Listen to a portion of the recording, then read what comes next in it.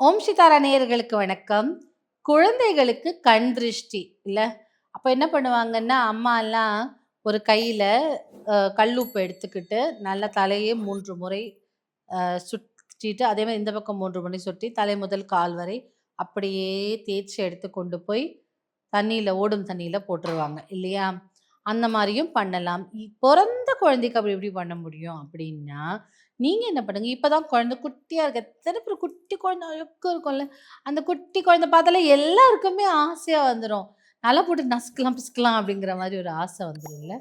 அதுவும் அந்த குழந்தை அந்த பால் மணம் மாறாம, நல்லா அந்த ஜான்சன்ஸ் பவுடர்லாம் போட்டு, நல்லா கம கம கமன்னு இருக்கிற குழந்தை நல்லா அப்படியே அத வேற எப்படி பிடிச்சாலும் அழகா இருந்துக்கும். அந்த மாதிரியான குழந்தைக்கு கண் திருஷ்டி நெறைய வரும்ல.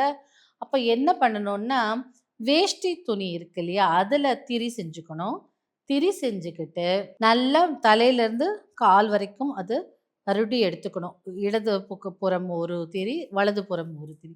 இந்த 2 திரியையும் நீங்க என்ன பண்ணுங்க, ஒரு சுவர் ஓரமா வச்சு எரித்து விடணும். கண் திருஷ்டி அதோட போயிடும். ஸோ பொறந்த குழந்தைக்கு குட்டி கை குழந்தைன்னு சொல்றாங்கல்ல, அதுக்கு இந்த பரிகாரம் ரொம்ப சிறப்பா வேலை செய்யும்.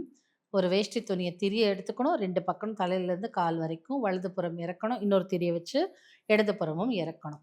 இறக்கிய பிறகு ஒரு சுவர் ஓரமா கொண்டு போய் இத அந்த திரிய எரிச்சிடணும். அவ்வளோதான். கண் திருஷ்டி எல்லாம் போச்சு. குழந்தை நல்ல ஆரோக்கியமா இருக்கும். அதே மாரி சில குழந்தைகள் ராத்திரியில ரொம்ப அழும். அ ஏன்னு அழுன்னே தெரியாது. உடனே "ஆமா என் உயிர எடுக்கிறதுக்கே பொறந்திருக்கிறியா?" அப்படி இப்படின்னு கத்தும். ஏன்னா நம்மளுக்கும் டயர்டா இருக்கும்ல. அந்த மாரிலாம் இல்லாம இந்த பரிகாரம் செஞ்சு பாருங்க. குழந்தை இம்மீடியட்டா தூங்க ஆரம்பிச்சுரும் இது பண்ண உடனேயே.